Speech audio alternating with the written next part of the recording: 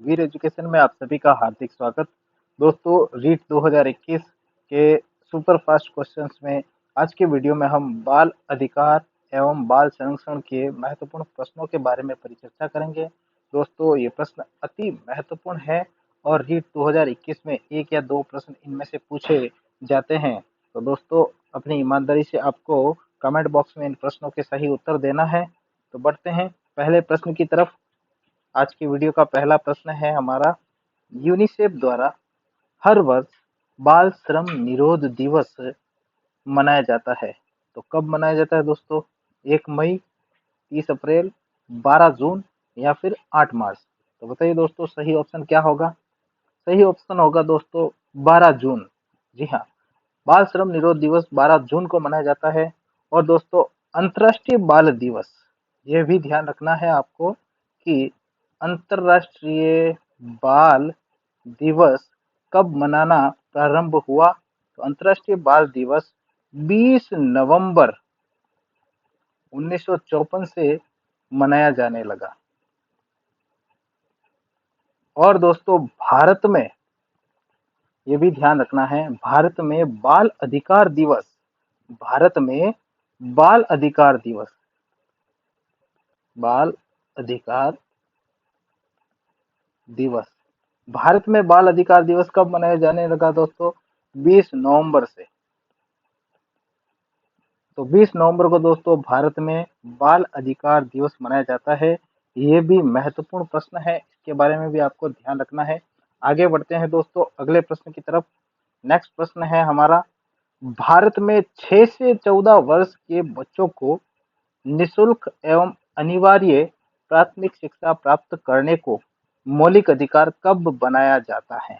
तो दोस्तों, 6 से 14 वर्ष के बच्चों के लिए निःशुल्क और अनिवार्य प्राथमिक शिक्षा हेतु मौलिक अधिकार कब बनाए जाता है? वर्ष 2002 में, वर्ष 2001 में, वर्ष 2010 में या फिर वर्ष 2006 में? तो बताइए दोस्तों, सही ऑप्शन क्या होगा? सही ऑप्शन होगा दोस्तों वर्ष 2002 में। और ये ध्यान रखना है दोस्तों, 86वें संविधान संशोधन द्वारा, 86वें संविधान संशोधन द्वारा। और आर्टिकल कौन सा था इसमें? अनुच्छेद 21 क में इसे मौलिक अधिकार के रूप में बनाया। तो ये भी ध्यान रखना है दोस्तों, और इसके बारे में भी प्रश्न पूछा जाता है। आगे बढ़ते हैं दोस्तों अगले प्रश्न की तरफ।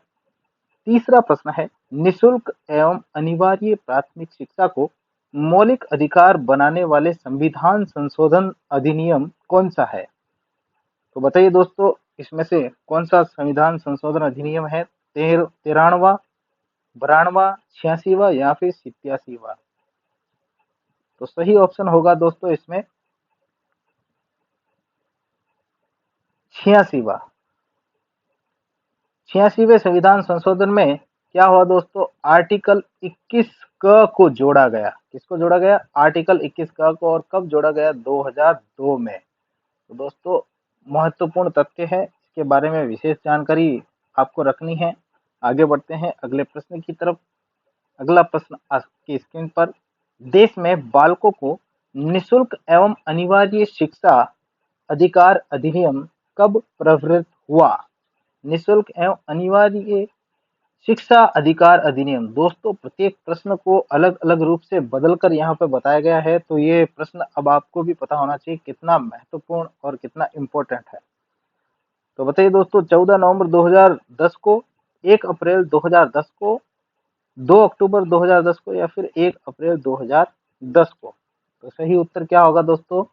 सही उत्तर होगा 1 अप्रैल 2010 को। दोस्तों, पूरे देश में लागू किया गया, सिर्फ एक राज्य को छोड़कर। कौन सा था वह? जम्मू कश्मीर। जम्मू कश्मीर को छोड़कर पूरे देश में निःशुल्क एवं अनिवार्य शिक्षा अधिनियम प्रवृत्त हुआ। आगे बढ़ते हैं दोस्तों अगले प्रश्न की तरफ। अगला प्रश्न है, 86वें संविधान संशोधन अधिनियम द्वारा। दोस्तों, ये 86वां संविधान संशोधन अधिनियम, इससे बार बार बदल करके प्रश्न पूछे गए हैं, तो कितना इम्पोर्टेंट है ये अधिनियम। 86वें संविधान संशोधन अधिनियम द्वारा भारतीय संविधान में कौन सा अनुच्छेद जोड़ा गया? अनुच्छेद 45, अनुच्छेद 25, अनुच्छेद 21 अ या फिर अनुच्छेद 21 अ या अनुच्छेद 51 अ। दोस्तों ये जो अ है, अ की जगह क भी हो सकता है, ये भी ध्यान रखना। तो इससे कोई फर्क नहीं पड़ता है दोस्तों, कंफ्यूज नहीं होना है, चाहे अ कह दो या फिर क कह दो। तो बताइए दोस्तों, 86वें संविधान संशोधन अधिनियम द्वारा भारतीय संविधान में कौन सा अनुच्छेद जोड़ा गया? दोस्तों सही ऑप्शन होगा चौथा। आर्टिकल 21 भी है और आर्टिकल 51 अ भी है, 21 अ भी है और 51 अ भी है। दोस्तों आर्टिकल 21 अ तो है मौलिक अधिकार के रूप में और ये है मूल कर्तव्यों के रूप में, यानी कि 51 अ जो है दोस्तों ये मूल कर्तव्यों के रूप में है और ये किस संविधान संशोधन के द्वारा जोड़ा गया था? 42वां संविधान संशोधन 1976 के आधार पर जोड़ा गया है और ये भाग 4 क में जोड़ा गया है, ये भी ध्यान रखना है। आगे बढ़ते हैं दोस्तों अगले प्रश्न की तरफ।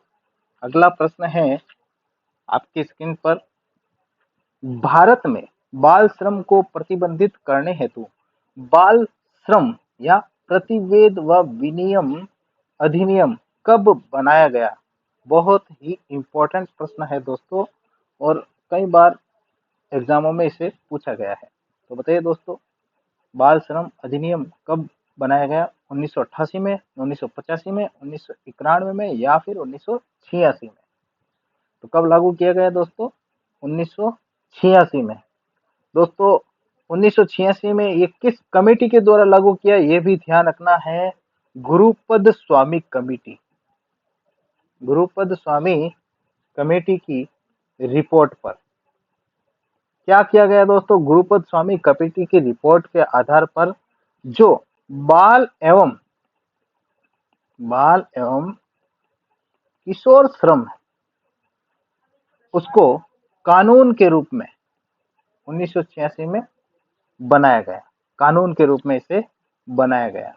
दोस्तों इसमें क्या होता है, 1986 का ये जो कानून बना है इसमें क्या है, ये भी ध्यान रखना है दोस्तों कि 14 से 18 वर्ष तक के जो बच्चे हैं, 14 से 18 वर्ष तक के बच्चे हैं, उनको खतरनाक उद्योगों में, ध्यान रखना दोस्तों, खतरनाक उद्योगों में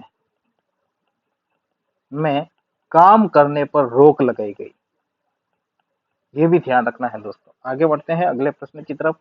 अगला प्रश्न है, संविधान के किस अनुच्छेद में 14 वर्ष या कम आयु बच्चों को किसी कारखाने, खान एवं अन्य खतरनाक उद्योगों के नियोजन पर प्रतिबंध लगाया गया? दोस्तों जो पीछे का प्रश्न था उसके उसी प्रश्न को बदल कर यहाँ पर पूछा गया है दूसरे तरीके से। तो बताइए इसमें अब अनुच्छेद बताना है, आर्टिकल 21, आर्टिकल 22, आर्टिकल 24 या फिर आर्टिकल 45? तो सही ऑप्शन क्या होगा दोस्तों? अनुच्छेद 24 यानी कि आर्टिकल 24 में यह बताया गया है कि 14 वर्ष से कम आयु वाले जो बच्चे हैं वे कारखाने, खान या खतरनाक उद्योगों में काम नहीं कर सकते। ऐसा करने पर उद्योग का जो मालिक होगा उसे अपराधी माना जाएगा। आगे बढ़ते हैं दोस्तों। अगला प्रश्न आपकी स्क्रीन पर, पॉक्सो अधिनियम 2012 किस दिन अस्तित्व में आया? दोस्तों बहुत ही महत्वपूर्ण और इम्पोर्टेंट प्रश्न है, पॉक्सो अधिनियम 2012 किस दिन अस्तित्व में आया? 12 जून 2022 को, 14 नवंबर 2012 को, 9 जून 2012 को या फिर 12 नवंबर 2012 को? तो कब आया था दोस्तों ये अस्तित्व में? 14 नवंबर 2012 को यह अस्तित्व में आया। दोस्तों पोस्को का हिंदी रूपांतरण यानी हिंदी में पूरा नाम क्या है? फुल नेम पूछ सकते हैं दोस्तों पॉक्सो का हिंदी में। तो हिंदी में ध्यान रखना है दोस्तों, इसे लैंगिक अपराधों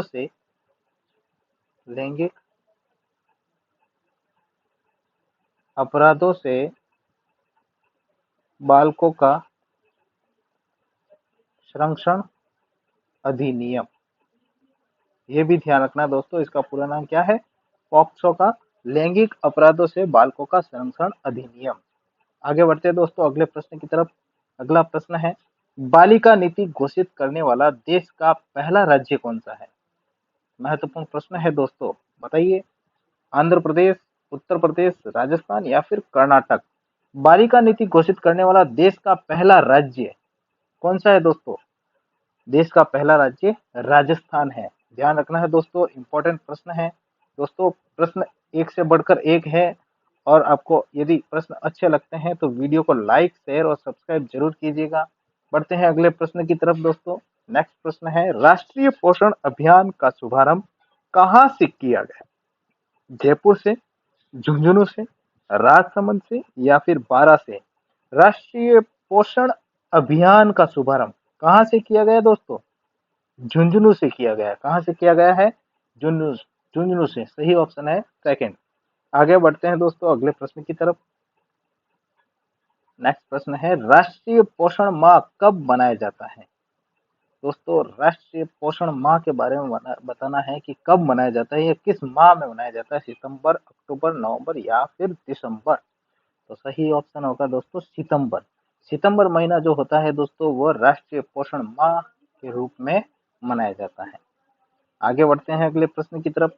दोस्तों अगला प्रश्न है, राष्ट्रीय बाल संरक्षण आयोग में होते हैं एक अध्यक्ष 3 सदस्य, एक अध्यक्षा 4 सदस्य, एक अध्यक्ष 5 सदस्य या फिर एक अध्यक्ष 6 सदस्य?